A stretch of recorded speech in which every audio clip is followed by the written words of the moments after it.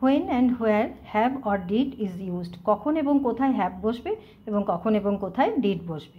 তুমি দেখেছো, তুমি দেখেছো বলতে এটা দুরকম হতে পারে, একটা প্রেজেন্টে হতে পারে, একটা পাস্টে হতে পারে। তুমি দেখেছো মানে এখনই তুমি ঘরে এলে, আমি তোমাকে বলছি তুমি আসার সময় দেখলে বা দেখেছো ছেলেটাকে বা মেয়েটাকে, তখন প্রেজেন্টের কথা যখন বলা হবে তখন হ্যাভ বসবে সব সময়। হ্যাভ ইউ সিন, হ্যাভের সি মানে দেখা, সিন হচ্ছে past participle form. Have you seen যখনই প্রেজেন্টের কথা বলা হবে তখনই হ্যাভ বসবে।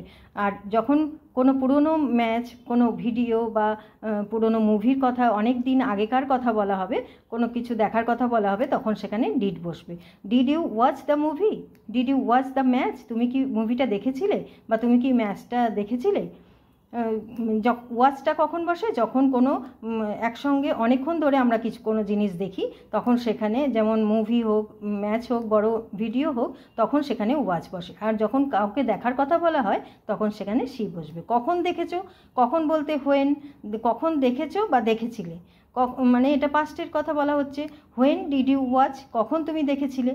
আর হোয়েন ডিড ইউ সি হার, যখন কাউকে দেখার কথা বলা হবে তখন সেখানে সি বসবে। হোয়েন ডিড ইউ সি হার, কখন তুমি তাকে দেখেছিলে। আপনি কটায় এসেছেন, কটায় নির্দিষ্ট করে যখন কথা কোনো ঘড়ি দেখে কথা বলা হবে তখন সেখানে অ্যাট হোয়াট টাইম, কটার সময় ডিড ইউ কাম, আপনি কটার সময় এসেছিলেন। বা কটা বলতে হোয়েনটাও ব্যবহার করা যায়। হোয়েন ডিড ইউ কাম, কখন আপনি এসেছিলেন। যেহেতু পাস্ট টেন্স সেই জন্য ডিড বসেছে। কে ভেঙেছে, আমি দেখিনি, আমি দেখিনি বলতে এটা পাস্ট টেন্স বোঝাচ্ছে। আই ডিডেন্ট সি, সেই জন্য ডিড বসলো। আই ডিড নট সি বা আই ডিড নট সি, আমি দেখিনি।